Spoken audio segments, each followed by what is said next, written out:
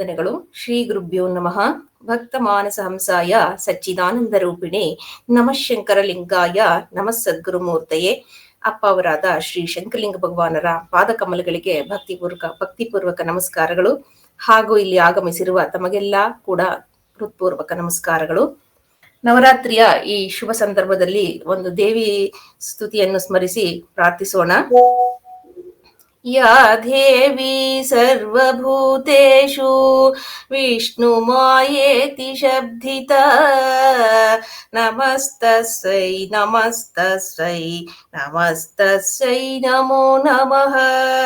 ಯಾ ದೇವಿ ಸರ್ವಭೂತೇಷು ಶಕ್ತಿರೂಪೇಣ ಸಂಸ್ಥಿತಾ ನಮಸ್ತಸ್ಸೈ ನಮಸ್ತಸ್ಸೈ ನಮಸ್ತಸ್ಸೈ ನಮೋ ನಮಃ. ಯಾ ದೇವಿ ಸರ್ವಭೂತೇಷು ಶಾಂತಿರೂಪೇಣ ಸಂಸ್ಥಿತಾ ನಮಸ್ತಸ್ಸೈ ನಮಸ್ತಸ್ಸೈ ನಮಸ್ತಸ್ಸೈ ನಮೋ ನಮಃ. ಯಾ ದೇವಿ ಸರ್ವಭೂತೇಷು ಶ್ರದ್ಧಾರೂಪೇಣ ಸಂಸ್ಥಿತಾ ನಮಸ್ತಸ್ಸೈ ನಮಸ್ತಸ್ಸೈ ನಮಸ್ತಸ್ಸೈ ನಮೋ ನಮಃ. ಯಾ ದೇವಿ ಸರ್ವಭೂತೇಷು ಕಾಂತಿರೂಪೇಣ ಸಂಸ್ಥಿತಾ ನಮಸ್ತಸ್ಸೈ ನಮಸ್ತಸ್ಸೈ ನಮಸ್ತಸ್ಸೈ ನಮೋ ನಮಃ. ಯಾ ದೇವಿ ಸರ್ವಭೂತೇಷು ದಯಾರೂಪೇಣ ಸಂಸ್ಥಿತಾ ನಮಸ್ತಸ್ಸೈ ನಮಸ್ತಸ್ಸೈ ನಮಸ್ತಸ್ಸೈ ನಮೋ ನಮಃ. ಯಾ ದೇವಿ ಸರ್ವಭೂತೇಷು ಬುದ್ಧಿರೂಪೇಣ ಸಂಸ್ಥಿತಾ ನಮಸ್ತಸ್ಸೈ ನಮಸ್ತಸ್ಸೈ ನಮಸ್ತಸ್ಸೈ ನಮೋ ನಮಃ. ಯಾ ದೇವಿ ಸರ್ವಭೂತೇಷು ನಿದ್ರಾರೂಪೇಣ ಸಂಸ್ಥಿತಾ ನಮಸ್ತಸ್ಸೈ ನಮಸ್ತಸ್ಸೈ ನಮಸ್ತಸ್ಸೈ ನಮೋ ನಮಃ. ಯಾ ದೇವಿ ಸರ್ವಭೂತೇಷು ಕ್ಷುಧಾರೂಪೇಣ ಸಂಸ್ಥಿತಾ ನಮಸ್ತಸ್ಸೈ ನಮಸ್ತಸ್ಸೈ ನಮಸ್ತಸ್ಸೈ ನಮೋ ನಮಃ. ಯಾ ದೇವಿ ಸರ್ವಭೂತೇಷು ಛಾಯಾರೂಪೇಣ ಸಂಸ್ಥಿತಾ ನಮಸ್ತಸ್ಸೈ ನಮಸ್ತಸ್ಸೈ ನಮಸ್ತಸ್ಸೈ ನಮೋ ನಮಃ. ಯಾ ದೇವಿ ಸರ್ವಭೂತೇಷು ಮಾತೃರೂಪೇಣ ಸಂಸ್ಥಿತಾ ನಮಸ್ತಸ್ಸೈ ನಮಸ್ತಸ್ಸೈ ನಮಸ್ತಸ್ಸೈ ನಮೋ ನಮಃ. ಚಿತಿರೂಪೇಣ ಯಾ ಕೃತ್ಸ್ನಮೇತದ್ವಾಪ್ಯ ಸ್ಥಿತಾ ಜಗತ್ ನಮಸ್ತಸ್ಮೈ ನಮಸ್ತಸ್ಸೈ ನಮಸ್ತಸ್ಸೈ ನಮೋ ನಮಃ. ನಮಸ್ತಸ್ಸೈ ನಮಸ್ತಸ್ಸೈ ನಮಸ್ತಸ್ಸೈ ನಮೋ ನಮಃ. ನಮಸ್ತಸ್ಸೈ ನಮಸ್ತಸ್ಸೈ ನಮಸ್ತಸ್ಸೈ ನಮೋ ನಮಃ. ಆ ದೇವಿಗೆ ವಂದಿಸಿ ಇವತ್ತಿನ ಸತ್ಸಂಗವನ್ನ ಪ್ರಾರಂಭ ಮಾಡೋಣ. ನವರಾತ್ರಿ ಹಬ್ಬವನ್ನ ನಾವೆಲ್ಲ ನವದುರ್ಗೆಯರ ಆರಾಧನೆಯ ಭಾಗವಾಗಿ ಆಚರಿಸ್ತೀವಿ. ತಮ್ಗೆಲ್ಲ ಗೊತ್ತಿದೆ. ಒಂದು ಮಹಿಷಾಸುರನ ಸಂಹಾರಕ್ಕೆ ಸಂಬಂಧಿಸಿದ ಕತೆ ಒಂದ್ ಕಡೆ ಆದ್ರೆ, ಇನ್ನೊಂದ್ ಕಡೆ ರಾಮ ಮತ್ತು ರಾವಣನಿಗೆ ಸಂಬಂಧಿಸಿದ ಕತೆ ಕೂಡ ಆಗಿದೆ. ಭಗವಾನ್ ರಾಮನು 9 ದಿನಗಳ ಕಾಲ ದುರ್ಗಾದೇವಿಯನ್ನು ಪೂಜಿಸ್ಬಿಟ್ಟು 10ನೇ ದಿನ ರಾವಣನನ್ನು ಸಂಹಾರ ಮಾಡಿದ ಅಂತ ಕೇಳಿದ್ವಿ. ಆದ್ದರಿಂದ ಇದನ್ನ ದಸರಾ ಹಬ್ಬ ಅಂತಾನು ಕೂಡ ಕರಿತೀವಿ. ಅಂದ್ರೆ ಕೆಟ್ಟದರ ಮೇಲೆ ಒಳ್ಳೆಯದರ ವಿಜಯವನ್ನು ಸಾಧಿಸುವ ಒಂದು ಸಂಕೇತವನ್ನು ಸೂಚಿಸುತ್ತೆ ಈ ಹಬ್ಬ. ಎಲ್ಲರಿಗೂ ಈ ಜಗನ್ಮಾತೆ ಎಲ್ಲರಿಗೂ ಒಳಿತನ್ನು ಉಂಟು ಮಾಡಲಿ ಅಂತ ಹೇಳ್ತಾ ಇವತ್ತಿನ ಪ್ರಸ್ತುತಿಯಾದ ತ್ರಿದೇವಿ ಎಂಬ ವಿಷಯವನ್ನು ಶ್ರೀಮತಿ ಶಮಾರ್ ಅವರಿಂದ ಕೇಳೋಣ. ಶ್ರೀಮತಿ ಶಮಾರ್ ಅವರು ಮೈಸೂರಿನಲ್ಲಿ ವಾಸ ಮಾಡ್ತಾ ಇದ್ದಾರೆ. ಭಾರತೀಯ ವಿದ್ಯಾಭವನದಲ್ಲಿ ಉಪ ಪ್ರಾಂಶುಪಾಲರಾಗಿ ಸೇವೆ ಸಲ್ಲಿಸ್ತಾ ಇದ್ದಾರೆ. ಇವರಿಗೆ ಭರತನಾಟ್ಯ, ಗಮಕ, ಸಂಗೀತದಲ್ಲಿ ಆಸಕ್ತಿ ಇದ್ದು ಹಲವಾರು ಕಾರ್ಯಕ್ರಮಗಳನ್ನು ಕೂಡ ಕೊಡ್ತಾ ಬಂದಿದ್ದಾರೆ. ಅವರು ಈ ಸತ್ಸಂಗಕ್ಕೆ ಕೇಳಿದಾಗ ಮನಸಾರೆ ಒಪ್ಪಿ ಬಂದಿದ್ದಾರೆ. ಇವತ್ತಿನ ಪ್ರಸ್ತುತಿಯನ್ನು ನಾವು ಅವರ ಧ್ವನಿಯಿಂದ ಕೇಳೋಣ. ಶಮಾ ಅವರಿಗೆ ನಮ್ಮ ಶಂಕಲಿಂಗ ಸತ್ಸಂಗ ವತಿಯಿಂದ ನಮಸ್ಕಾರಗಳು ಹಾಗೂ ಕಾರ್ಯಕ್ರಮಕ್ಕೆ ಹೃತ್ಪೂರ್ವಕ ಸ್ವಾಗತವನ್ನು ಬಯಸ್ತೀನಿ. ಹಾಗೂ ತಮ್ಮ ಪ್ರಸ್ತುತಿಯಾದ ತ್ರಿದೇವಿಯನ್ನು ಕೇಳಲು ನಾವೆಲ್ಲ ಉತ್ಸುಕರಾಗಿದ್ದೇವೆ. ತಾವು ತಮ್ಮ ಪ್ರಸ್ತುತಿಯನ್ನು ಆರಂಭ ಮಾಡಬೇಕು ಅಂತ ನಾನು ವಿನಂತಿಸಿಕೊಳ್ತಾ ಇದ್ದೀನಿ. ನಮಸ್ಕಾರ ಎಲ್ರಿಗೂ. ಕೇಳಿಸ್ತಾ ಇದೆ ಅಂತ ಅನ್ಕೋತೀನಿ. ಕೇಳಿಸ್ತಿದೆ. ಮೈ ಕ್ಲಾರಿಟಿ ಇದೆಯಾ? Fine, okay.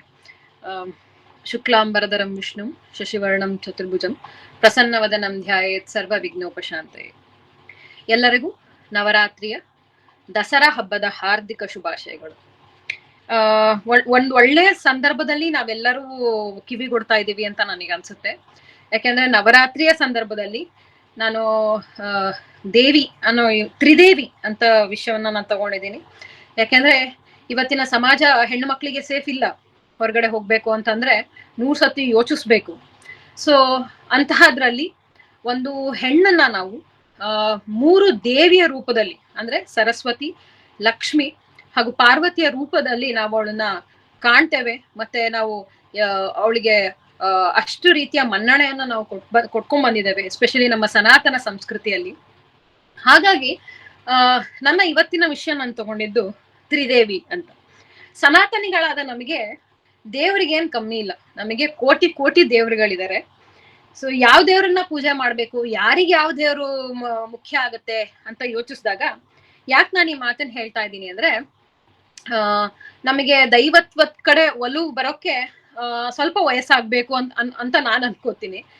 ಹಾಗಾಗಿ ಒಂದು ಮಾತಿದೆ, 60ಕ್ಕೆ ಅರಳು ಮರಳು ಅಂತ. 60ಕ್ಕೆ ಅರಳು ಮರಳು ಅಂದ್ರೆ ಭಗವಂತನ ಕಡೆಗೆ ಅರಳಬೇಕು, ದೈವತ್ವದ ಕಡೆಗೆ ಮರಳಬೇಕು ಅಂತ ಒಂದು ಮಾತಿದೆ.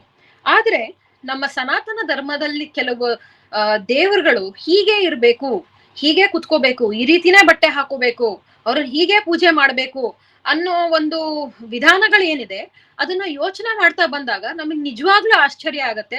ಯಾಕೆಂದ್ರೆ ಪ್ರತಿಯೊಂದು ಕೂಡ ವೈಜ್ಞಾನಿಕವಾಗಿದೆ. ಇದು ನನಗೆ ಬಹಳ ಇಷ್ಟ ಆಗುವಂತಹ ವಿಷಯ. ಯಾಕೆ ಇದನ್ನ ಹೇಳ್ತಾ ಇದ್ದೀನಿ ಅಂದ್ರೆ, ನಾನೊಬ್ಬ ಸೈನ್ಸ್ ಟೀಚರು. ಯಾವುದನ್ನು ಪ್ರಶ್ನೆ ಮಾಡದೆ ಒಪ್ಕೋಬೇಡಿ ಅಂತ ನನ್ನ ಸ್ಟೂಡೆಂಟ್ಸಿಗೆ ನಾನು ಹೇಳ್ಕೊಡ್ತೀನಿ. ಯಾವನ್ನೇ ಒಂದು ನಾವು ಪಾಲನೆ ಮಾಡ್ಬೇಕಂದ್ರು ಇದ್ರ ಹಿಂದಿರ್ತಕ್ಕಂಥ ಹಿನ್ನೆಲೆ ಏನಿರ್ಬೋದು, ವೈಜ್ಞಾನಿಕ ಕಾರಣ ಏನಿರ್ಬೋದು ಅಂತ ಮಾತ್ರ ನಾವು ಅದನ್ನ ತಿಳ್ಕೊಂಡು ಅದ್ರ ಮುಖಾಂತರ ನಾವು ಅದನ್ನ ಪಾಲಿಸಿದ್ರೆ ಅವಾಗ ಮಾತ್ರ ಅದಕ್ಕೊಂದು ಪಾಲನೆ ಅಂತ ಆಗತ್ತೆ, ಅಥವಾ ಅದ್ ನಾವು ಮಾಡ್ತಾ ಇರೋದೊಂದು ಸಂಪ್ರದಾಯ ಅಂತ ಆಗತ್ತೆ. ಇಲ್ಲ ಅಂದ್ರೆ ಡಾಂಬಿಕ ಅಥವಾ ಮೂಢನಂಬಿಕೆ ಅದೊಂದು ಭಾಗ ಆಗ್ಬಿಡತ್ತೆ.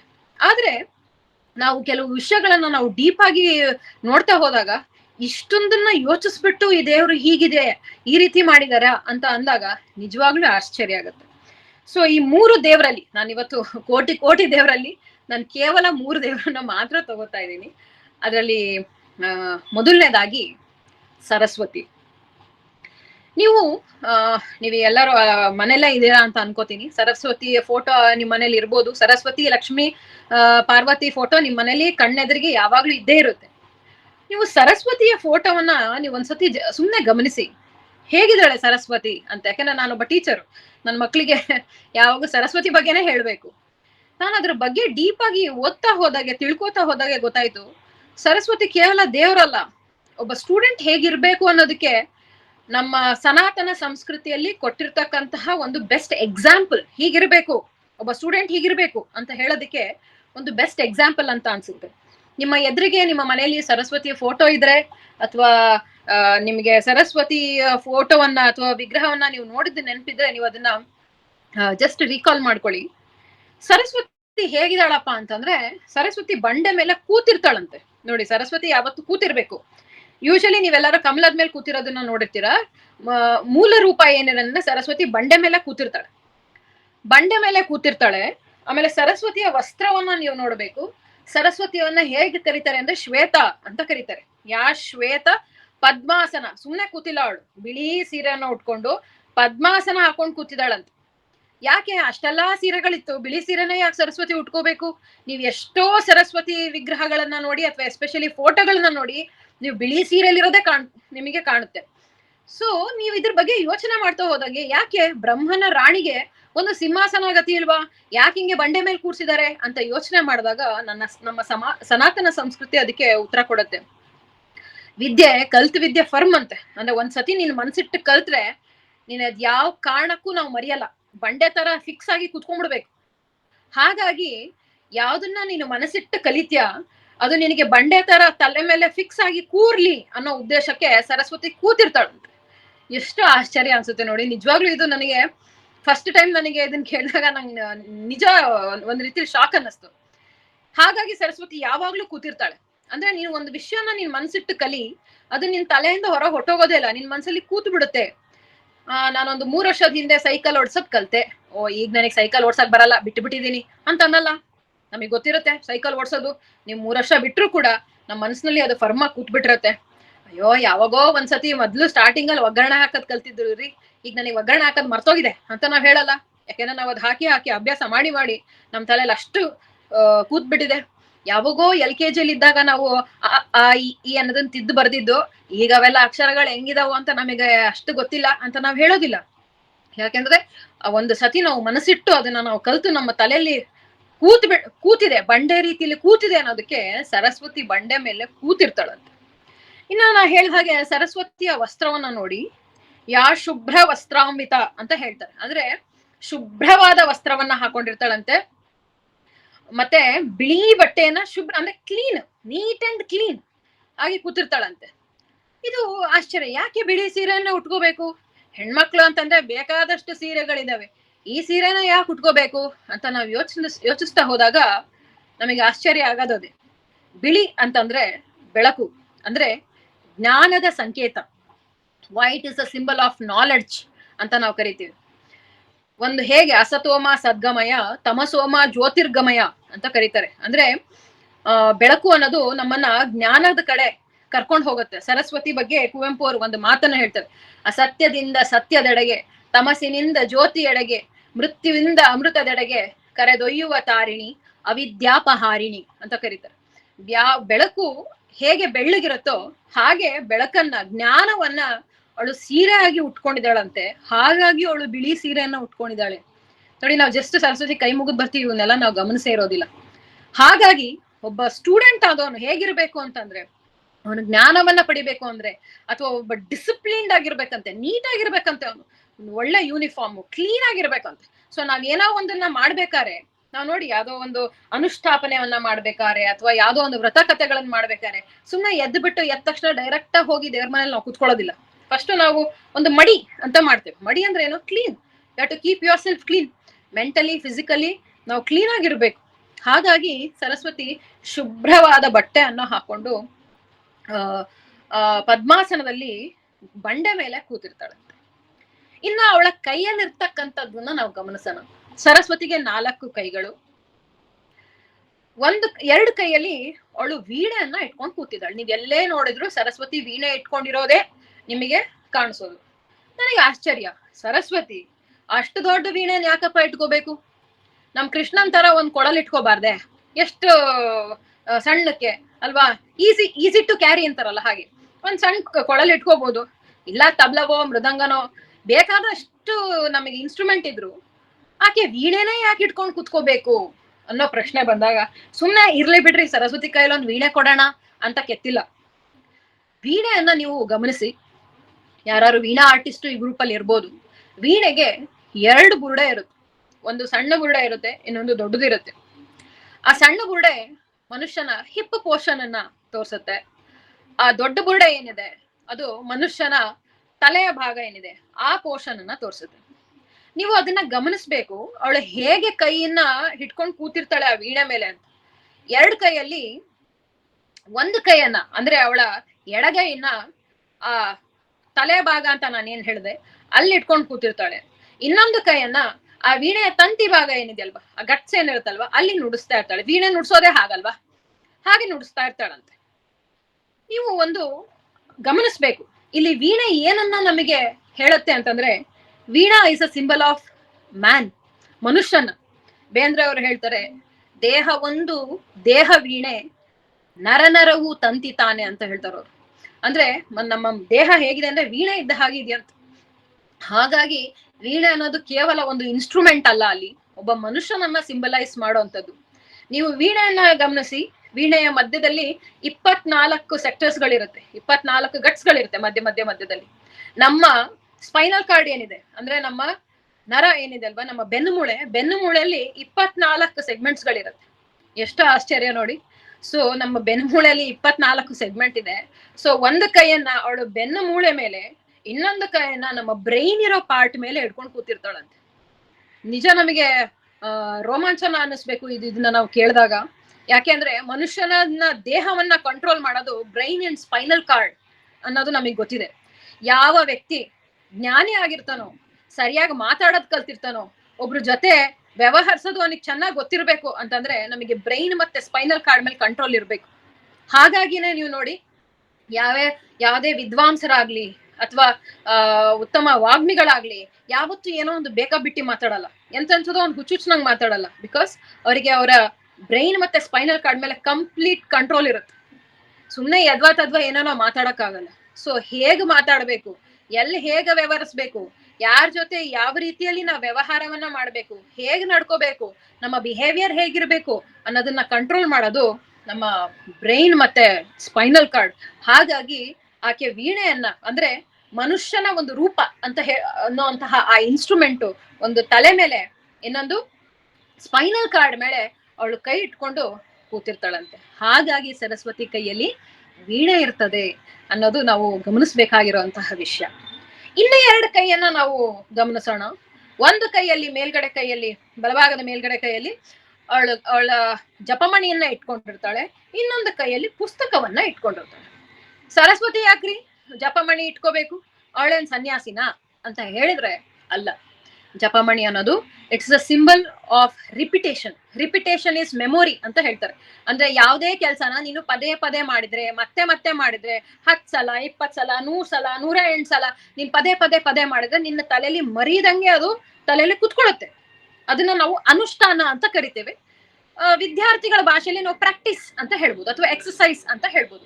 ಯಾವ್ದನ್ನ ನೀನ್ ಕಲಿಬೇಕು ಅಂದ್ರೆ ಒಂದು ಸರ್ತಿ ನಿನಗೆ ಸಾಧ್ಯ ಇಲ್ಲ, ಪದೇ ಮಾಡ್ಬೇಕು. ಹೇಗೆ ನಾವು ಜಪ ಮಾಡ್ಬೇಕಾದ್ರೆ ಆ ಜಪಮಣಿ ಹೋಗಿ ಸುತ್ತಿ ಮತ್ತೆ ಬರ್ತಾ ಇರತ್ತೋ, ನೀನು ಮತ್ತೆ ಕಲಿತಾ ಇರು, ಮಾಡಿದ್ದನ್ನೇ ಮಾಡ್ತಾ ಇರು, ಮತ್ತೆ ಬರ್ಲಿಲ್ವಾ ಇನ್ನೂ ಒಂದ್ಸತಿ ಪ್ರಯತ್ನ ಮಾಡು, ಮತ್ತೆ ಮಾಡು ಅನ್ನೋದನ್ನ ಆ ಜಪಮಣಿ ಹೇಳ್ತಾ ಇರುತ್ತೆ. ಹಾಗಾಗಿ ಒಂದು ಕೈಯಲ್ಲಿ ಆಕೆ ಜಪಮಣಿಯನ್ನ ಇಟ್ಕೊಂಡಿರ್ತಾಳಂತೆ, ಇನ್ನೊಂದು ಕೈಯಲ್ಲಿ ಸರಸ್ವತಿಯ ಇನ್ನೊಂದು ಕೈಯಲ್ಲಿ ಪುಸ್ತಕ ಇರುತ್ತೆ. ಯಾಕೆ ಪುಸ್ತಕ ಇರಬೇಕು? ಪುಸ್ತಕ ಅನ್ನೋದು it's a symbol of knowledge should be handy. ಯಾವತ್ತು ನಮ್ಮ ಕೈಯಲ್ಲಿ ಪುಸ್ತಕ ಯಾವಾಗ್ಲೂ ಹ್ಯಾಂಡಿ ಆಗಿರ್ಬೇಕು. ಓದುವ ಅಭ್ಯಾಸವನ್ನ ಬೆಳೆಸ್ಕೋಬೇಕು. Student is a continuous learner. ಅದೇ ತರ ಪ್ರತಿಯೊಬ್ಬನು ಕಂಟಿನ್ಯೂಸ್ ಲರ್ನರೇ. ನಾವೆಲ್ಲರೂ ಕಲಿಯುವಂತವ್ರೆ. ಎಲ್ಲರಿಂದನೂ ಎಲ್ಲಾ ತರದಿಂದನೂ ಕಲಿಯುವಂತಹ ಒಂದು ಅವಕಾಶ ನಮಗೆ ಇದ್ದೇ ಇರುತ್ತೆ. ಸೊ ಸಮಾಜದಲ್ಲಿ ನಾವು ಒಳ್ಳೇದನ್ನ ಕಲಿಬೇಕು, ಪ್ರತಿ ಕ್ಷಣನೂ ಕಲಿಬೇಕು ಅನ್ನೋದನ್ನ ತೋರ್ಸ್ಲಿಕ್ಕೆ ಆಕೆ ಒಂದು ಕೈಯಲ್ಲಿ ಪುಸ್ತಕವನ್ನ ಇಟ್ಕೊಂಡಿರ್ತಾಳಂತೆ. ಇನ್ನು ಸರಸ್ವತಿಯ ವಾಹನವನ್ನ ಗಮನಿಸಿ. ಸರಸ್ವತಿಯ ವಾಹನ ಹಂಸ. ಅವಳಿಗೆ ಹಂಸವಾಹಿನಿ, ಜ್ಞಾನದಾಯಿನಿ ಅಂತ ಕರೀತಾರೆ. ಹಂಗಾಗಿಯೇ ನಮ್ಮ ಎಷ್ಟೋ ಮಠಗಳಲ್ಲಿ ಇರ್ತಕ್ಕಂತಹ ಗುರುಗಳಿಗೆ ಹಂಸ, ಪರಮಹಂಸ, ಪರಮ ಪೂಜ್ಯ ಹಂಸ ಅಂತ ಅವರಿಗೆ ಒಂದು ಇದಾಗಿ ಅವ್ರಿಗೊಂದು ಟೈಟಲ್ ಆಗಿ ಅವರಿಗೆ ನಾವು ಅದನ್ನು ಕೊಟ್ಟಿರ್ತೀವಿ. ಸೊ ಹಂಸ ಅನ್ನೋದು ಏನ್ ಹೇಳುತ್ತೆ? ಹಂಸಕ್ಕೆ ಒಂದು ಹೊಸ ವಿಶೇಷತೆ ಇದೆ, ಒಂದು ಯುನೀಕ್ ಆಗಿರೋ ಒಂದು ವಿಶೇಷತೆ ಇದೆ. ಏನು ಅಂತಂದ್ರೆ ಅದನ್ನ ನಾವು ಹಂಸ ಕ್ಷೀರ ನ್ಯಾಯ ಅಂತ ಕರಿತೇವೆ. ಒಂದು ಬಟ್ಲಿನಲ್ಲಿ ಹಾಲು ಮತ್ತೆ ನೀರನ್ನ ನಾವು ಮಿಕ್ಸ್ ಮಾಡಿ ಇಟ್ರೆ ಹಂಸ ಹಾಲನ್ನ ಮಾತ್ರ ಕುಡಿದು ನೀರನ್ನ ಬಿಡುತ್ತಂತೆ. ಇದು ಸರಸ್ವತಿಯ ವಾಹನ ಅಂತಂದಾಗ ಯಾಕೆ ಈ ರೀತಿ ಹಂಸವನ್ನೇ ಅದು ವಾಹನವನ್ನಾಗಿ ಇಟ್ಕೊಂಡಿದ್ದಾಳೆ ಅಂತ ಯೋಚಿಸ್ಬೇಕಾದಾಗ ನೋಡಿ, ಸಮಾಜದಲ್ಲಿ ಒಳ್ಳೇದು ಇರುತ್ತೆ, ಕೆಟ್ಟದು ಇರುತ್ತೆ. ಆದ್ರೆ ಒಬ್ಬ ಬುದ್ಧಿವಂತ, ಒಬ್ಬ ಜ್ಞಾನಿ ಒಳ್ಳೇದನ್ನ ಮಾತ್ರ ತಗೊಂಡು ಕೆಟ್ಟದನ್ನ ಬಿಟ್ಟು ಹಾಕ್ಬೇಕು ಅನ್ನೋ ಯೋಚನೆ, ಆ ಒಂದು ಇದನ್ನ ಸಿಂಬಾಲಿಕ್ ಆಗಿ ಹೇಳ್ಬೇಕು ಅನ್ನೋ ಕಾರಣಕ್ಕೆ ಅವಳ ವಾಹನ ಹಂಸ ಆಗಿದೆ ಅಂತೆ. ಎಷ್ಟು ಚೆನ್ನಾಗಿದೆ ಅಲ್ವಾ? ನಮ್ಮ ಸಮಾಜದಲ್ಲಿ ಒಳ್ಳೇದು ಇರುತ್ತೆ, ಕೆಟ್ಟದು ಇರುತ್ತೆ. ನಾವ್ ಯಾವ್ದನ್ನ ಆಯ್ಕೆ ಮಾಡ್ಕೋತೀವಿ ಅನ್ನೋದು ನಮ್ಮ ಜ್ಞಾನದ ಮೇಲೆ ಅದು ಡಿಪೆಂಡ್ ಆಗಿರುತ್ತೆ. ಹಾಗಾಗಿ ಸರಸ್ವತಿ ಹೇಳ್ತಾರಂತೇನೋ ಹಂಸವನ್ನ ನಾವು ಒಂದು ವಾಹನವನ್ನಾಗಿ ಇಟ್ಕೊಂಡಿದ್ದಾಳೆ ಅಂತ. ಇವೆಲ್ಲವನ್ನು ನಾವು ಗಮನಿಸ್ತಾ ಹೋದ್ರೆ ನಮಗೆ ಆಶ್ಚರ್ಯ ಆಗೋದು ಒಂದೇ, ನನ್ನ ಪ್ರಕಾರ ಸರಸ್ವತಿ ದೇವರೇ ಅಲ್ಲ, ಒಬ್ಬ ಸ್ಟೂಡೆಂಟ್ ಹೇಗಿರ್ಬೇಕು, ಒಬ್ಬ ಜ್ಞಾನಿ ಹೇಗಿರ್ಬೇಕು, ಒಬ್ಬ ವಿದ್ಯಾವಂತ ಹೇಗಿರ್ಬೇಕು, ಒಬ್ಬ ವಿದ್ವಾಂಸ ಹೇಗಿರ್ಬೇಕು ಅನ್ನೋದನ್ನ ಒಂದು ಸಿಂಬಾಲಿಕ್ ಆಗಿ ಕೊಡ್ತಾ ಹೋದ್ರೆ ಅದು ಸರಸ್ವತಿನೇ ಆಗಿರ್ತಾಳೆ.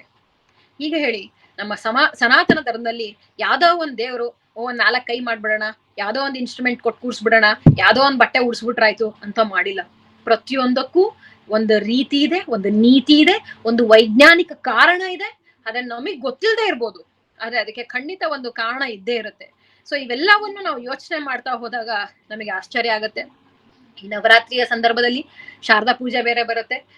ಇದನ್ನೆಲ್ಲ ಮಾಡೋ ಟೈಮಲ್ಲಿ ನಾವು ಸರಸ್ವತಿಗೆ ಪೂಜೆ ಮಾಡುವಂತ ಸಂದರ್ಭದಲ್ಲಿ ಇದನ್ನ ನೆನಪಿಸ್ಕೊಳ್ಳೋಣ ಅನ್ನೋ ಒಂದು ಮಾತನ್ನ ನಾನು ಹೇಳಲಿಕ್ಕೆ ಇಷ್ಟಪಡ್ತೀನಿ. ಇನ್ನ 2ನೇ ದೇವಿ ಲಕ್ಷ್ಮಿ. ಲಕ್ಷ್ಮಿ ಯಾರಿಗಿಷ್ಟ ಇಲ್ರಿ? ಎಲ್ಲಾರ್ಗೂ ಲಕ್ಷ್ಮಿ ಬೇಕು ಈಗ. ಹಾಗಾಗಿ ಈಗ ಅದೊಂದ್ ಮಾತಿದೆ, ದುಡ್ಡೊಂದ್ ಇದ್ದು ಬಿಟ್ರೆ ಏನನ್ ಬೇಕಾದ್ರೂ ಕೊಂಡ್ಕೋಬಹುದು. ತಂದೆ ತಾಯಿಗಳು ಸಿಕ್ಬಿಡ್ತಾರಂತೆ ಈ ಕಲಿಯುಗದಲ್ಲಿ, ನೀನ್ ದುಡ್ಡೊಂದ್ ಕೊಡ್ಬೇಕಷ್ಟೇ. ಎಲ್ಲಾರು ಮಾಡ್ತಾ ಇರೋದು ಹೊಟ್ಟೆಗಾಗಿ ಏಣು ಬಟ್ಟೆಗಾಗಿ ಅಂತ ಹೇಳ್ತಾರಲ್ಲ, ಆ ರೀತಿ ಎಲ್ಲಾರ್ಗೂ ಬೇಕಾಗಿರೋದು ಲಕ್ಷ್ಮಿ. ಲಕ್ಷ್ಮಿಯನ್ನ ಪೂಜೆ ಮಾಡ್ಬೇಕು, ಎಲ್ಲಾರ್ಗೂ ದುಡ್ಡು ಬೇಕು. ಆದ್ರೆ ನಾವು ಲಕ್ಷ್ಮಿಯನ್ನ ಗಮನಿಸೋಣ, ಲಕ್ಷ್ಮಿ ಹೇಗಿದ್ದಾಳೆ ಅಂತ. ನಿಮ್ಮ ಮನೇಲಿ ಎಲ್ಲಾರು ಲಕ್ಷ್ಮಿಯ ಫೋಟೋ ಇದ್ರೆ ನೀವ್ ಅದನ್ನ ನಾನು ಹೇಳ್ತಾ ಹೋದ್ರೆ, ನೀವು ನೋಡ್ತಾ ಹೋದ್ರೆ ನಿಮ್ಗೆ ಇನ್ನೂ ಕ್ಲಿಯರ್ ಐಡಿಯಾ ಸಿಗುತ್ತೆ ಲಕ್ಷ್ಮಿ ಯಾಕೆ ಹೀಗೇ ಇದ್ದಾಳೆ, ಹೀಗೇ ಮಾಡಿದಾಳೆ ಅಂತ. ಲಕ್ಷ್ಮಿಯನ್ನ ನೋಡಿ, ಯೂಶಲಿ ಅಂದ್ರೆ ನಮ್ಮ ಮೂಲ ಲಕ್ಷ್ಮಿಯ ವಿಗ್ರಹ ಅಥವಾ ಏನಿರುತ್ತೆ, ಅಥವಾ ಲಕ್ಷ್ಮಿಯ ಒಂದು ಫೋಟೋ ನೀವು ನೋಡಿದ್ರೆ ಲಕ್ಷ್ಮಿ ನಿಂತಿರ್ತಾಳಂತ. ಲಕ್ಷ್ಮಿ ನಿಂತಿರ್ಬೇಕು. ಲಕ್ಷ್ಮಿ ನಿಂತಿರುವಂತಹ ಫೋಟೋಗಳು ನಿಮಗೆ ಜಾಸ್ತಿ ಕಾಣುತ್ತೆ. ಲಕ್ಷ್ಮಿ ನಿಂತಿರ್ತಾಳೆ. ಅಕಸ್ಮಾತ್ ಕೂತಿದ್ದಾಳೆ ಅಂದ್ರು ಕಮಲದ ಮೇಲೆ ಕೂತಿರ್ತಾಳೆ ಅವಳು. ಇಷ್ಟ ಆಶ್ಚರ್ಯ ನೋಡಿ. ಸರಸ್ವತಿ ಬಂಡೆಕಲ್ ಮೇಲೆ ಕೂತ್ರೆ ಲಕ್ಷ್ಮಿ ಕಮಲದ ಮೇಲೆ ಕೂತಿರ್ತಾಳ. ನೀವು ಲಕ್ಷ್ಮಿಯನ್ನ ನಿಂತಿರೋ ವಿಗ್ರಹವನ್ನ ನೋಡ್ಬೇಕು. ಯಾರ್ದಾರು ಮನೇಲಿ ನಿಂತಿರೋ ವಿಗ್ರಹ ಇದೆ ನೋಡಿ, ಸುಮ್ನೆ ನಿಂತಿರೋದಿಲ್ಲ ಅವಳು. ಒಂದು ಕಾಲು ಮುಂದೆ ಒಂದು ಕಾಲ್ ಹಿಂದೆ ಇಟ್ಕೊಂಡು ನಿಂತಿರ್ತಾಳಂತೆ. ಯಾವಾಗ ನಾವು ಒಂದು ಕಾಲ್ ಮುಂದೆ ಒಂದು ಕಾಲ್ ಹಿಂದೆ ಇಡ್ತೀವಿ, ನಾವ್ ಯಾವಾಗ ನಡೀತಾ ಇರ್ತೀವಿ ಅವಾಗ ನಮ್ ಒಂದ್ ಕಾಲ್ ಮುಂದೆ ಒಂದ್ ಕಾಲ್ ಹಿಂದೆ ಇರುತ್ತೆ ಅಲ್ವಾ? ಹಾಗಾಗಿ ಲಕ್ಷ್ಮಿ ಚಂಚಲೆ, ಅವಳು ಎಲ್ಲೂ ನಿಲ್ಲೋದಿಲ್ಲ. ಒಂದ್ ಕಡೆ ನಿಂತಲ್ ನಿಲ್ಲಲ್ಲ, ಕುಂತಲ್ ಕೂರಲ್ಲ ಅಂತಾರಲ್ಲ, ಆ ತರ ಅಂತೆ ಲಕ್ಷ್ಮಿ. ಹಾಗಾಗಿ ಒಂದ್ ಕಾಲ್ ಮುಂದೆ ಒಂದ್ ಕಾಲ್ ಹಿಂದೆ. ಎಷ್ಟು ಸತ್ಯ ನೋಡಿ. ಇವತ್ತು ಶ್ರೀಮಂತ ಆದವನು ನಾಳೆ ಬಡವಾಗಿ ಪಾಪರ ಆಗ್ಬಿಡ್ಬೋದು, ಅಥವಾ ಇವತ್ತು ಬಡವ ಆಗಿರೋನು ನಾಳೆ ಒಂದು ಕ್ಷಣಕ್ಕೆ ಅವನು ಶ್ರೀಮಂತ ಆಗ್ಬೋದು. ಯಾರ ಹಣೆ ಬರದಲ್ಲಿ ಹೇಗಿದೆ ಅಂತ ಗೊತ್ತಿಲ್ಲ. ಹಾಗಾಗಿ ಲಕ್ಷ್ಮಿ ಒಂದ್ ಕಡೆ ಫರ್ಮಾಗಿ ನಿಲ್ಲಲ್ಲ ಅಂತ. ಹಂಗಾಗಿ ನಿಂತಿರ್ತಾಳೆ ಒಂದ್ ಕಾಲ್ ಮುಂದೆ ಒಂದ್ ಕಾಲ್ ಹಿಂದೆ ಇಟ್ಕೊಂಡು. ಯಾದ್ರ ಮೇಲೆ? ಕಮಲದ ಮೇಲೆ. ಮೊದಲನೇದಾಗಿ ನೀರಲ್ಲಿ ನೀರಲ್ಲಿ ಆ ಕಮಲ ಇರೋದು, ಫಸ್ಟ್ ಆಫ್ ಆಲ್ ಅದೇ ಗಟ್ಟಿ ಇಲ್ಲ, ಕಮಲನೇ ಗಟ್ಟಿ ಇಲ್ಲ. ಏನೋ ಬೇರೆ ಯಾವ್ದಾರ ಗಟ್ಟಿ ಇರೋ ಹೂವು ಅದ್ರ ಮೇಲೆ ನಿಂತ್ಕೊಂಡಿದ್ದಾಳೆ ಅಂತ ಹೇಳಕ್ಕೆ, ಕಮಲನೇ ಆ ಕಡೆ ಈ ಕಡೆ ನೀರ್ ಹರಿದಾಡ್ ಕಡೆ ಅದು ಆ ಕಡೆ ಈ ಕಡೆ ಸರಿತಾ ಇರತ್ತೆ. ಅಂತದ್ರಲ್ಲಿ ಕಮಲದ ಮೇಲೆ ನಿಂತಿದ್ದಾಳೆ ಅಂದ್ರೆ ಕೇವಲ ಚಂಚಲೆ ಅಲ್ಲ, ಅವಳು ಬಹಳಷ್ಟು ಚಂಚಲೆ. ಹಾಗಾಗಿ ಅದು ಲಕ್ಷ್ಮಿಯ ವಿಶೇಷ ಅಂತೆ. ನೀವು ಲಕ್ಷ್ಮಿ ಅವಳು ಯಾವ ಬಟ್ಟೆಯನ್ನ ಹಾಕೊಂಡಿದ್ದಾಳೆ ನೋಡ್ಬೇಕು. ನೀವ್ ಯಾವುದೇ ಲಕ್ಷ್ಮಿಯ ವಿಗ್ರಹವನ್ನ ನೋಡಿದ್ರೆ, ಅಥವಾ ಲಕ್ಷ್ಮಿಯಾಗಿ ಅಲಂಕಾರ ಮಾಡಿರ್ತಕ್ಕಂತಹ ವಿಗ್ರಹಗಳು ಅಥವಾ ಫೋಟೋಗಳನ್ನ ನೀವು ನೋಡಿದ್ರೆ, ಲಕ್ಷ್ಮಿ ಕೆಂಪು ಸೀರೆ ಉಟ್ಟಿರ್ತಾಳಂತೆ. ಕೆಂಪು ಅನ್ನೋದು ಫಿಸಿಕ್ಸ್ ವಿಷಯಕ್ಕೆ ಬಂದಾಗ ಮೋಸ್ಟ್ ರೇಡಿಯಂಟ್ ಲೈಟ್ ಅಂತ ಕರಿತೇವೆ. ಅಂದ್ರೆ ನೀನ್ ಎಷ್ಟೇ ದೂರದಲ್ಲಿದ್ರು ನಿನ್ನ ಕೆಂಪು ಬಣ್ಣವನ್ನ ನಮ್ಮ ಕಣ್ಣು ಬೇಗ ಐಡೆಂಟಿಫೈ ಮಾಡುತ್ತೆ, ರೆಕಗ್ನೈಸ್ ಮಾಡುತ್ತೆ, ಗುರುತಿಸುತ್ತೆ. ಹಾಗಾಗಿ ನಮ್ಮ ಸಿಗ್ನಲ್ ಲೈಟ್ ಅಲ್ಲಿ ನಮಗೆ ಫಸ್ಟ್ ಡೇಂಜರ್ ಅಂತ ಹೇಳುವಂಥದ್ದು ಕೆಂಪು ಬಣ್ಣ, ರಕ್ತವರ್ಣ ಅಂತ ಕರಿತೀವಲ್ವಾ, ಕೆಂಪು ಬಣ್ಣ. ಅದ್ರ ರೇಡಿಯೇಷನ್ಸ್ ಜಾಸ್ತಿ, ಅಂದ್ರೆ ಅದರದ್ದು ಆ ಲೈಟ್ ಮೂವ್ ಆಗುವಂತಹ ಅದರದ್ದು ರೇಡಿಯೇಷನ್ ಜಾಸ್ತಿ. ಅವಳು ಕೆಂಪು ಬಣ್ಣವನ್ನು ಸೀರೆಯನ್ನು ಉಟ್ಕೊಂಡಿರ್ತಾಳಂತೆ. ಯಾಕೆ ಅಂದ್ರೆ red is a symbol of attraction. So ಒಂದು ಅಟ್ರಾಕ್ಷನ್ ಅನ್ನ ತೋರ್ಸೋದು ಯಾವತ್ತು ರೆಡ್. ಅವಳು ಬರೀ ಯಾವ್ಯಾವ್ದೋ ಬೇಕಾದಷ್ಟು ರೀತಿಯ ಬಟ್ಟೆಗಳಿದ್ರು ಕೆಂಪು ಬಟ್ಟೆಯನ್ನ ಹಾಕಿರ್ತಾಳೆ, ಕೆಂಪು ಸೀರೆಯನ್ನು ಉಟ್ಕೊಂಡಿರ್ತಾಳೆ. ಯಾಕಂದ್ರೆ ಕೆಂಪನ್ನ ಬೇಗ ನಾವು ಗುರುತಿಸ್ಬೋದು, ಐಡೆಂಟಿಫೈ ಮಾಡ್ಬೋದು ಅನ್ನೋ ಕಾರಣಕ್ಕೆ.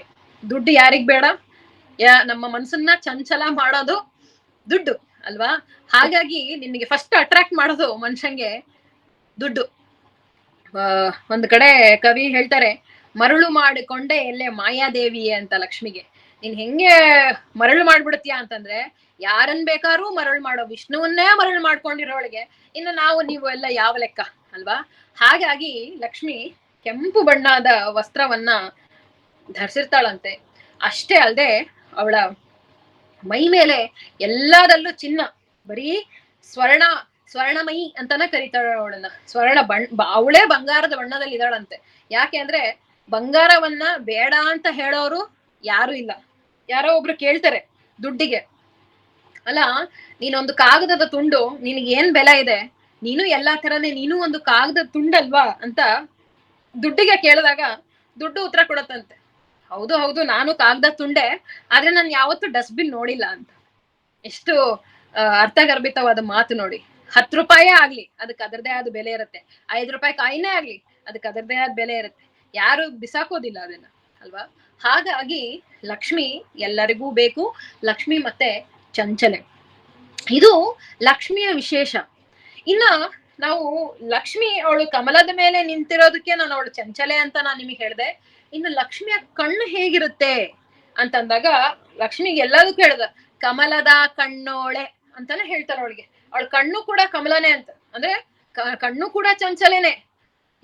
ಯಾರ ಮೇಲಾರು ಅವಳಿಗೆ ಒಂದು ಒಳ್ಳೆ ದೃಷ್ಟಿ ಬೀಳ್ಬೋದು, ಅದೇ ರೀತಿ ಯಾರ ಮೇಲಿಂದನಾರು ಅವಳ ದೃಷ್ಟಿ ಹೊರಟೋಗ್ಬೋದು, ಯಾರ ಮೇಲಿಂದನಾರು ಅವಳಿಗೆ ಏನೋ ಲಕ್ಷ್ಮಿಯ ದೃಷ್ಟಿ ಕಟಾಕ್ಷ ಅವ್ರನ್ನ ಕಳ್ಕೋಬಹುದು. ಹಾಗಾಗಿ ಲಕ್ಷ್ಮಿಯನ್ನ ಹೇಗ್ ಪೂಜೆ ಮಾಡ್ಬೇಕು, ಲಕ್ಷ್ಮಿಯನ್ನ ಪೂಜೆ ಮಾಡೋಕೆ ಇರೋ ಒಂದೇ ಒಂದು ವಿಧಾನ ಅಂತಂದ್ರೆ ಗೌರವ ಕೊಡೋ ಮೂಲಕ, ಅಂದ್ರೆ ಸರಸ್ವತಿ ಮಾಡೋ ಮೂಲಕ ನಾವು ಪೂಜೆ ಮಾಡ್ಬೇಕು. ಅವಳೇ ಹೇಳ್ತಾರೆ ಇಸ್ ಮೆಮೊರಿ ಅಂತ ಹೇಳೋ ತರ ಸರಸ್ವತಿಯನ್ನ ಹೇಗೆ ನಾವು ಪದೇ ಪದೇ ಮಾಡೋದ್ರಿಂದ ನಾವು ಅದನ್ನ ಹೇಗೆ ನಾವು ಸರಸ್ವತಿಯನ್ನ ನಾವು ಅದಕ್ಕೆ ಗೌರವ ಅವಳನ್ನ ಒಲಿಸ್ಕೋಬಹುದಂತೆ. ಉಷಾ ಮೇಡಮ್ ಯಾರು ಕೇಳೋದಿದ್ದ? ಇಲ್ಲ, ಅವರು ಮ್ಯೂಟ್ ಮಾಡಿ. ಉಷಾ ದೇವಿ ಅವರು. ಉಷಾ ಮೇಡಮ್ ಉಷಾದೇವಿ ಅಂತ ನೋಡ, ಮ್ಯೂಟ್ ಮಾಡ್ಬೇಕಂತ ನೋಡು, ಮ್ಯೂಟ್ ಮಾಡಿ ಅಂತ ಉಷಾದೇವಿ ಮ್ಯೂಟ್ ಮಾಡಿ. ಏನ್ ಮಾಡೋದು ನೀನು?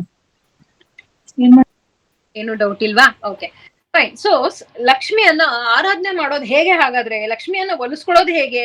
ದುಡ್ಡು ನಮಗ್ ಬರಬೇಕಪ್ಪ, ನಾನ್ ಶ್ರೀಮಂತ ಆಗ್ಬೇಕು, ನಾನು ಏನೋ ನಮ್ಮ ಮನೆಯಲ್ಲಿ ದರಿದ್ರ ಇರಬಾರ್ದು, ನಾವು ಶ್ರೀಮಂತರಾಗ್ಬೇಕು, ನಮಗ್ ದುಡ್ಡು ಬರ್ಬೇಕು ಅಂದ್ರೆ ಏನ್ ಮಾಡ್ಬೇಕು? ಮೊದಲನೇದಾಗಿ ಲಕ್ಷ್ಮಿಗೆ ಗೌರವ ಕೊಡ್ಬೇಕು. ಯಾರೋ ಹೇಳ್ತಾ ಇದ್ರು ನನಗೆ,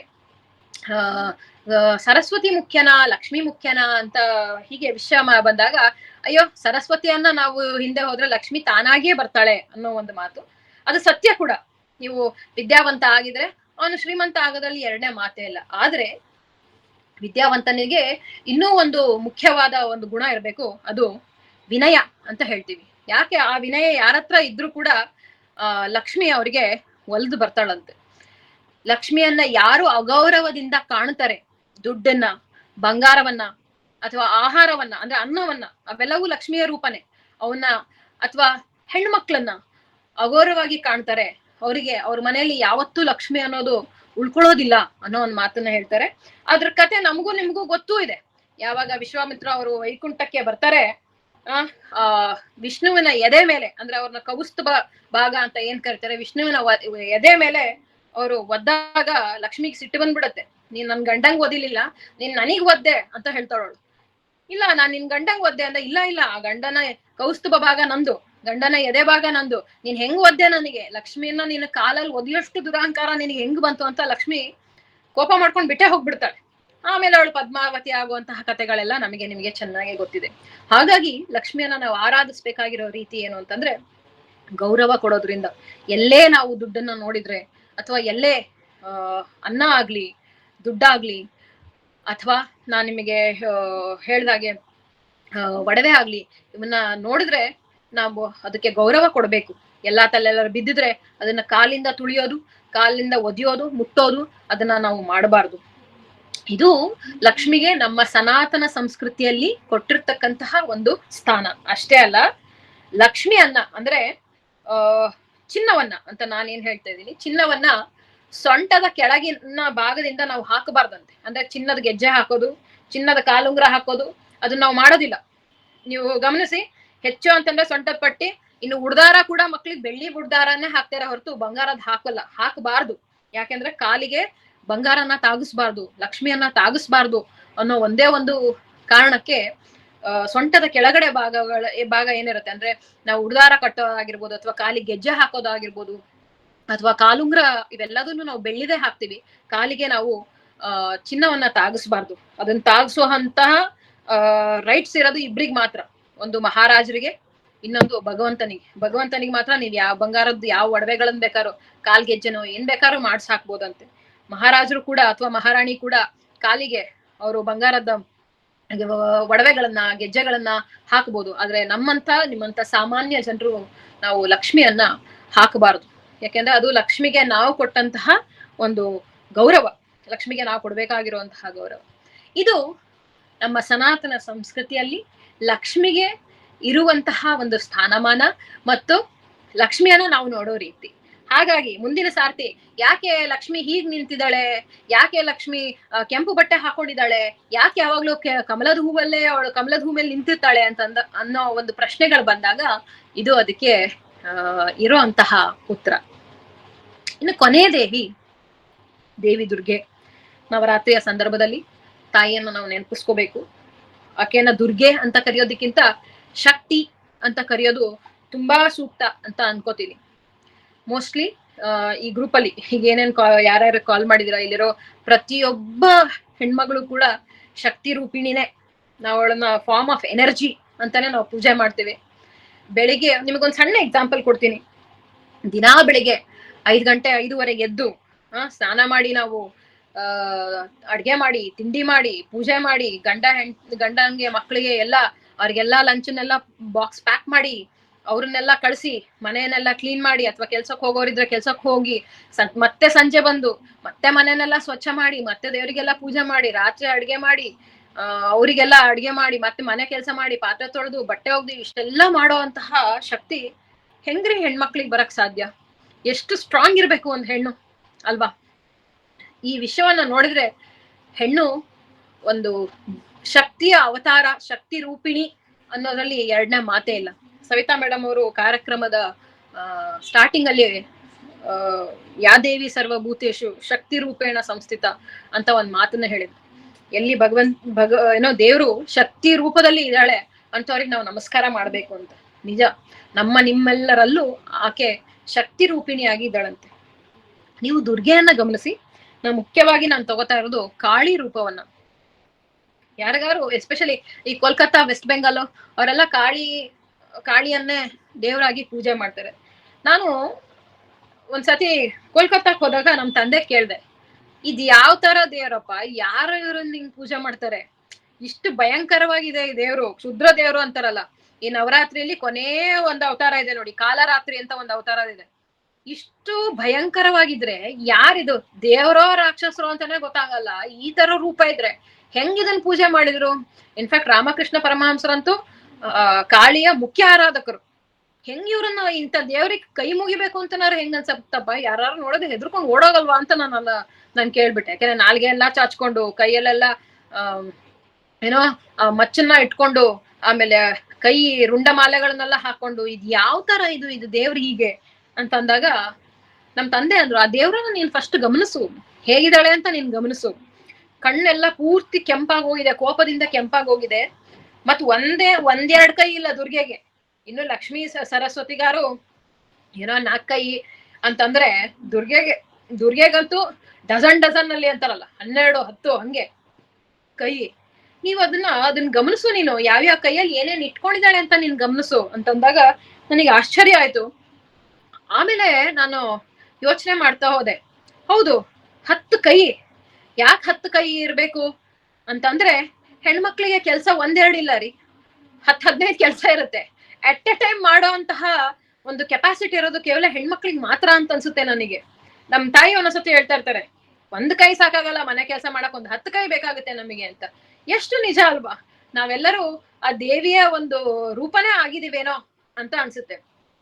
ನೀವು ನೋಡಿ, ಅವಳ ಸೊಂಟಕ್ಕೆ ಅವಳು ಕೈಯನ್ನ ಕತ್ತರಿಸ್ಬಿಟ್ಟು, ರಾಕ್ಷಸರ ಕೈಯನ್ನ ಕತ್ತರಿಸ್ಬಿಟ್ಟು, ಅದನ್ನೇ ಅವಳು ಬಟ್ಟೆ ಆಗಿ ಸೊಂಟಕ್ಕೆ ಕಟ್ಕೊಂಡಿರ್ತಾಳೆ, ಕತ್ತಿಗೆ ರುಂಡ ಮಾಲೆಯನ್ನ ಹಾಕೊಂಡಿರ್ತಾಳೆ. ಎಷ್ಟು ವಿಚಿತ್ರ ಅಂದ್ರೆ, ಯಾಕೆ ಕೈ ಮತ್ತು ತಲೆನೇ ಹಾಕೋಬೇಕು?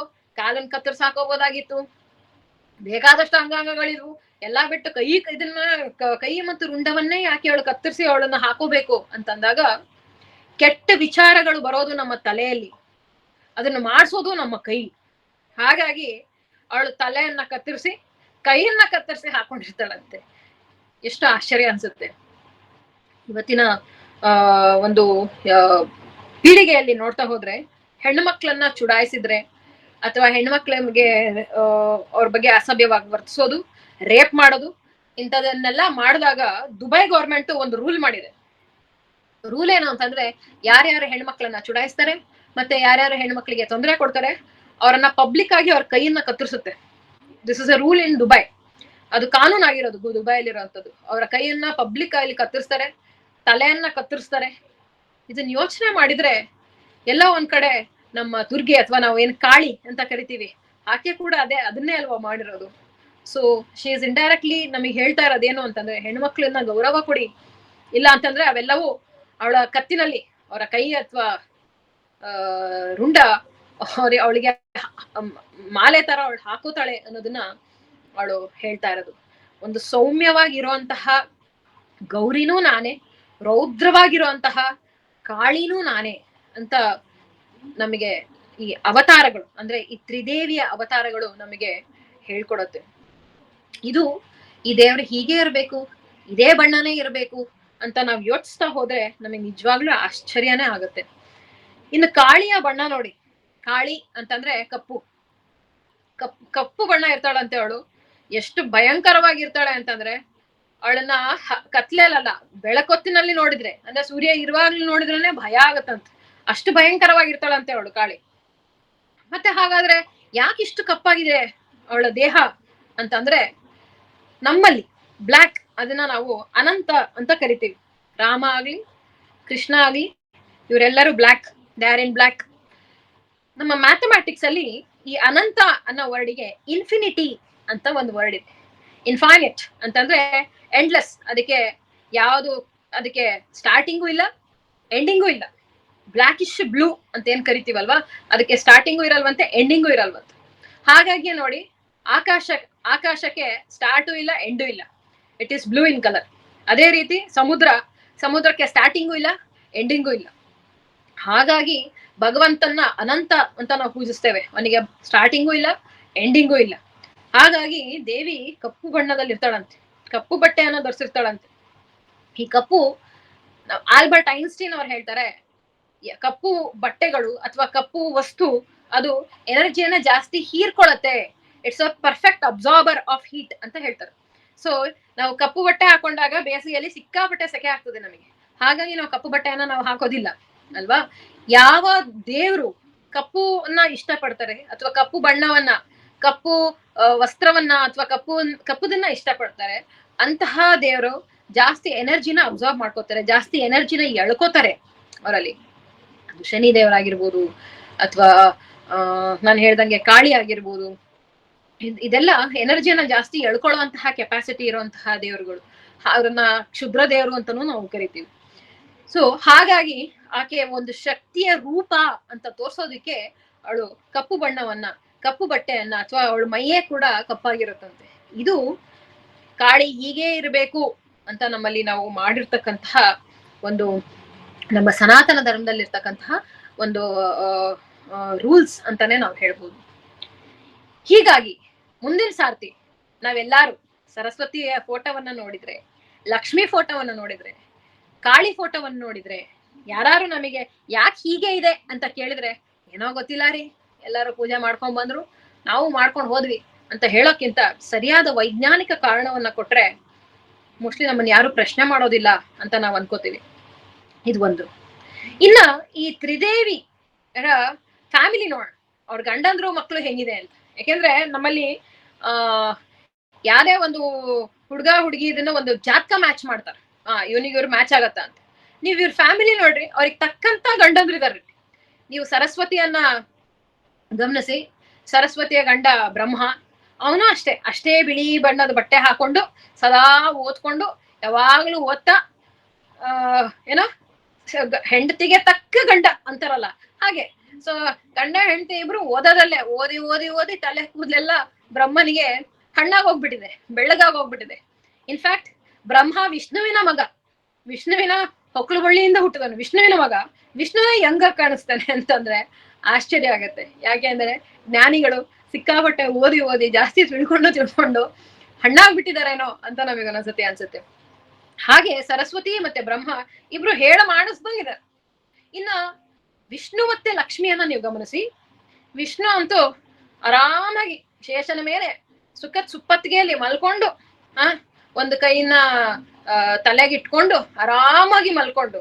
ಯಾಕೆ ವಿಷ್ಣು ಹೀಗೆ ಇದ್ದಾನೆ ಅಂತ ನಾನು ನಮ್ ತಂದೆ ಕೇಳಿದಾಗ ಅವ್ರಂದ್ರು, ಮತ್ ಲಕ್ಷ್ಮೀನ್ ಮದ್ವೆ ಆದ್ಮೇಲೆ ಎಲ್ಲ ಹಿಂಗೆ ಅಲ್ವಾ, ಯಾರ ಹತ್ರ ಚೆನ್ನಾಗಿ ದುಡ್ಡಿರುತ್ತೋ ಅವ್ರ ಲೈಫ್ ಕಂಫರ್ಟಬಲ್ ಆಗಿರುತ್ತೆ ಅಲ್ವಾ, ಯಾರ ಹತ್ರ ಲಕ್ಷ್ಮಿ ಇರ್ತಾಳೋ ಅವ್ರ ಹಿಂಗೆ ಸುಪ್ಪತ್ತಿಗೆಲ್ಲ ಆರಾಮಾಗಿರ್ತಾರೆ, ಹಿಂಗೆ ಅವ್ರಿಗೆ ಯಾವ ಯೋಚನೆನೂ ಇರಲ್ಲ, ಸದಾ ಮಲ್ಕೊಂಡ್ ಆರಾಮಾಗಿ ಎಂಜಾಯ್, ಒಂಥರ ಯಾವ ಟೆನ್ಷನ್ ಇಲ್ದಂಗೆ ಕೂಲ್ ಆಗಿರೋದು.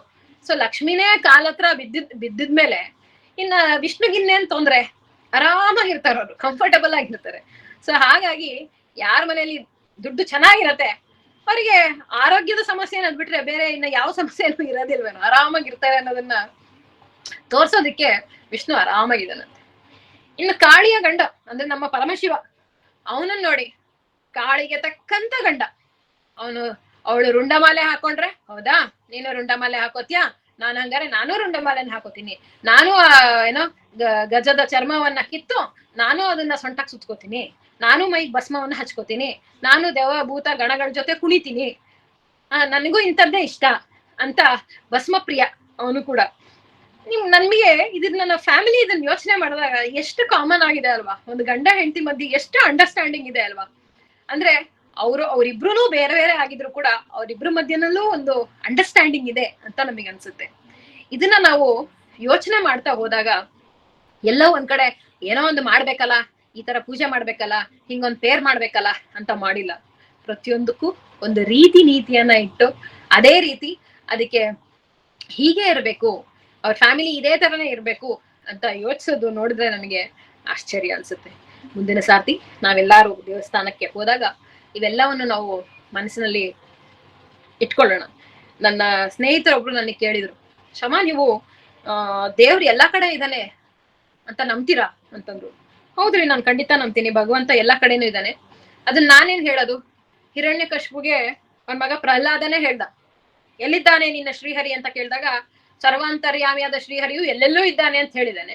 ಇನ್ನು ಅವರೇ ಹೇಳಿದ್ಮೇಲೆ ಇನ್ ನಾಗಿನ್ನೇನು, ಭಗವಂತ ಎಲ್ಲಾ ಕಡೆನೂ ಇದ್ದಾನೆ ಅಂತ ಅಂದಾಗ ಅವ್ರು ನನಗ್ ಕೇಳಿದ್ರು, ಭಗವಂತ ಎಲ್ಲಾ ಕಡೆನೂ ಇದ್ದಾನೆ ಅಂದ್ಮೇಲೆ ಮತ್ ದೇವಸ್ಥಾನಕ್ಕೆ ಯಾಕೆ ಹೋಗ್ತೀರಾ, ಎಲ್ಲಾ ಕಡೆನೂ ಇದಾನಲ್ವಾ, ಮತ್ ದೇವಸ್ಥಾನಕ್ಕೆ ಯಾಕೆ ಹೋಗ್ಬೇಕು ಅಂತಂದ್ರು. ನಾನು ಒಂದ್ ನಿಮಿಷ ಸುಮ್ಮನಾದೆ.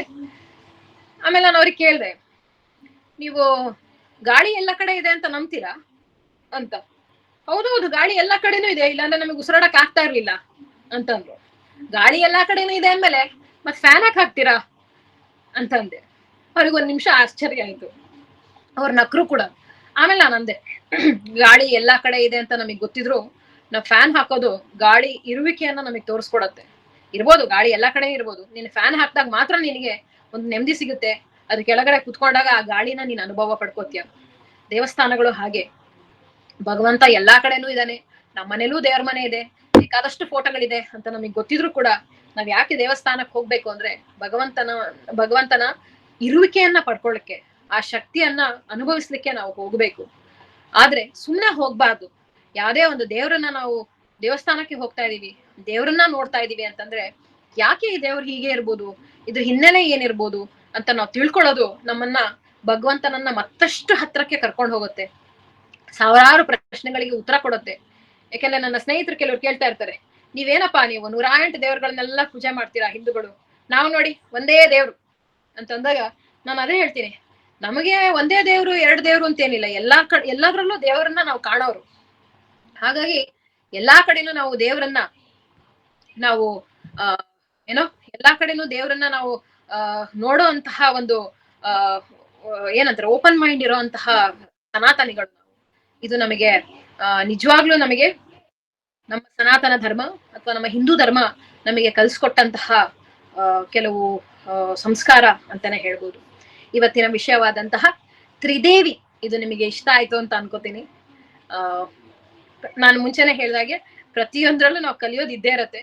ಮುಂದಿನ ಸಾರ್ತಿ ನಾವು ದೇವರನ್ನ ಪೂಜೆಯನ್ನ ಮಾಡ್ಬೇಕಾರೆ ಅಥವಾ ಲಕ್ಷ್ಮೀ ದೇವರ ಫೋಟೋ ನಿಮ್ ಮನೇಲಿ ಇದ್ದಾಗ ಕಾಳಿಗೆ ನೀವು ಕೈ ಮುಗಿಬೇಕಾರೆ ಅಥವಾ ನಿಮ್ ಮಗು ಓದ್ತಾ ಇರ್ಬೇಕಾರೆ ಎದುರುಗಡೆ ಒಂದು ಸರಸ್ವತಿ ಫೋಟೋವನ್ನ ಇಡಿ, ಸ್ಟಡಿ ಟೇಬಲ್ ಮೇಲೆ ಒಂದು ಸರಸ್ವತಿ ಫೋಟೋವನ್ನ ಇಡಿ. ಅದು ಇನ್ನಷ್ಟು ಆ ಮಗುಗೆ ಹತ್ರ ಮಾಡ್ಕೊಡತ್ತೆ. ನಾವು ಅದ್ರ ಬಗ್ಗೆ ನಾವು ತಿಳ್ಕೊಂಡಾಗ, ಅಂದ್ರೆ ಈ ದೇವ್ರು ಯಾಕೆ ಹೀಗಿದೆ ಅಂತ ತಿಳ್ಕೊಂಡಾಗ ನಮ್ಮಲ್ಲಿರ್ತಕ್ಕಂಥ ಅಜ್ಞಾನನೂ ಹೋಗುತ್ತೆ. ಓ ಹೀಗಿದ್ಯಾ ಅಂತ ನಾವು ಆಶ್ಚರ್ಯ ಪಡುವಂಥದ್ದು ಆಗುತ್ತೆ. ಮತ್ತಷ್ಟೇ ಅಲ್ಲದೆ ಸನಾತನ ಧರ್ಮ ವೈಜ್ಞಾನಿಕವಾದಂತಹ ಹಿನ್ನೆಲೆ ಇಲ್ದೆ ಯಾವ್ದನ್ನೂ ಬೇಕಾಬಿಟ್ಟಿ ಮಾಡಿಲ್ಲ. ಎಲ್ಲದಕ್ಕೂ ಒಂದು ರೀತಿ ಇದೆ, ಎಲ್ಲದಕ್ಕೂ ಒಂದು ನೀತಿ ಇದೆ. ನಾವು ತಿಳ್ಕೊಂಡಿಲ್ಲ ಅಷ್ಟೇ ಅನ್ನೋದು ಬಿಟ್ರೆ ಪ್ರತಿಯೊಂದಕ್ಕೂ ಒಂದು ಅದರದ್ದೇ ಆದಂತಹ ಒಂದು ರೀತಿ ರಿವಾಜ್ ಇದೆ ಅನ್ನೋದನ್ನ ನಾವು ತಿಳ್ಕೊಬಹುದು. ಕೊನೆಯದಾಗಿ ನಾನು ಒಂದೇ ಮಾತು ಹೇಳಕ್ ಇಷ್ಟಪಡೋದು, ಯಾರು ಯಾವ ದೇವ್ರನ್ನಾರು ಆರಾಧನೆ ಮಾಡಿ, ಯಾವ ಗುರುವನ್ನಾರು ನೀವು ಪೂಜೆ ಮಾಡಿ, ಯಾರನ್ನಾರು ನೀವು ಆರಾಧಿಸ್ರಿ, ಆದ್ರೆ ಅಲ್ಟಿಮೇಟ್ಲಿ ನಮ್ಮ ಮನಸ್ಸಿನ ನೆಮ್ಮದಿ ಮುಖ್ಯ. ಎಲ್ಲಾದನ್ನು ಬೈಕೊಂಡು ನಾವು ಪೂಜೆ ಮಾಡೋವಂಥದ್ದು ಅಥವಾ ಇನ್ಯಾರಿಗೋ ಕೆಟ್ಟದಾಗ್ಲಿ ಅಂತ ನಾವು ಅವರಿಗೆ ಅನ್ಕೊಂಡು ನಾವು ಪೂಜೆ ಮಾಡೋವಂಥದ್ದು, ನನಗ್ ಮಾತ್ರ ಒಳ್ಳೇದ್ ಮಾಡಪ್ಪ ಅಂತ ಸ್ವಾರ್ಥ ಭಾವನೆಯಿಂದ ಪೂಜೆ ಮಾಡೋದು ಎಲ್ಲೋ ಒಂದ್ ಕಡೆ ಒಲಿಯಲ್ಲ ಅಂತ ಹೇಳ್ತೀನಿ. ಭಗವಂತನಿಗೆ ಬೇಕಾಗಿರೋದು ಯಾವ ಆಡಂಬರವೂ ಅಲ್ಲ, ನನಗೆ ಬೇಕಾಗಿರೋದು ಪ್ರೀತಿ ಮಾತ್ರ. ಕುವೆಂಪು ಅವರು ಒಂದು ಪದ್ಯದಲ್ಲಿ ಹೇಳ್ತಾರೆ, ನಿನ್ನೆಡೆಗೆ ಬರುವಾಗ ಸಿಂಗರದ ಸಿರಿ ಏಕೆ, ಸಂಪ್ರದಾಯದ ಮರಳು ಲಜ್ಜೆ ಏಕೆ ಅಂತ ಹೇಳ್ತಾರೆ. ಇಷ್ಟೆಲ್ಲ ಯಾಕೆ, ಇವೆಲ್ಲ ಈ ಒಣ ಆಡಂಬರಗಳು ಯಾಕೆ ಮಾಡ್ಬೇಕು ಭಗವಂತ, ನೀನೊಬ್ಬ ಸಾಕು ಅಂತ ಹೇಳ್ತಾರೆ.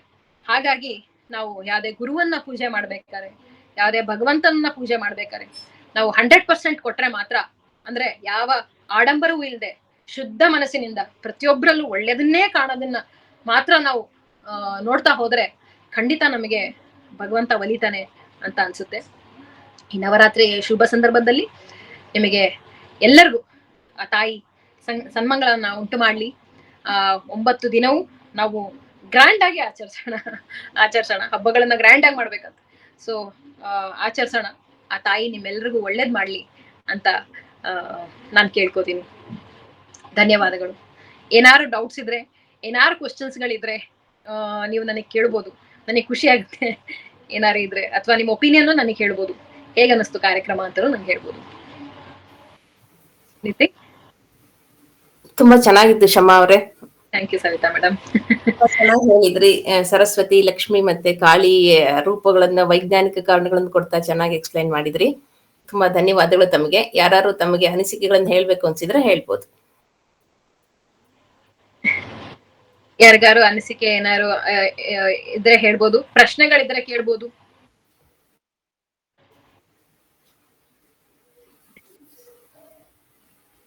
ಯಾರು ಕೇಳಕ್ ಬಯಸ್ತೀರಾ? ಪ್ರಶ್ನೆ ಅಥವಾ ಅನಿಸಿಕೆಗಳನ್ನ ಹೇಳಕ್ ಇಷ್ಟಪಟ್ರೆ ಹೇಳ್ಬೋದು.